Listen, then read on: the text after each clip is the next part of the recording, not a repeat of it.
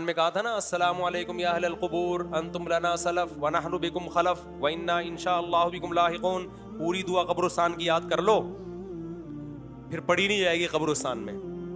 ہم صرف آدھی دعا یاد کرتے ہیں, السلام علیکم یا اہل القبور, اے قبر والو تم پر سلامتی ہو. آگے جملہ تو دیکھو کتنا خطرناک ہے, انتم لنا سلف, تم پہلے چلے گئے, ونحن بکم خلف, اور ہم تمہارے ساتھ تمہارے بعد ہیں, وَإِنَّا إِنشَاءَ اللَّهُ بِكُمْ لَاحِقُونَ, انشاءاللہ ہم بھی تمہارے ساتھ آنے والے ہیں. کیا سکھایا جا رہا ہے دیکھو یار. مردے کو کے بارے میں آپ کو بتایا جا رہا ہے کہ مردے کو بولو انشاءاللہ میں بھی پھٹے پہ لیٹنے والا ہوں. یہ ہے پوری دعا. لوگ صرف السلام علیکم یا اہل القبور یاد کر لیتے ہیں اور وہاں سے جواب آتا ہے وعلیکم السلام بھائی عبد الغفور.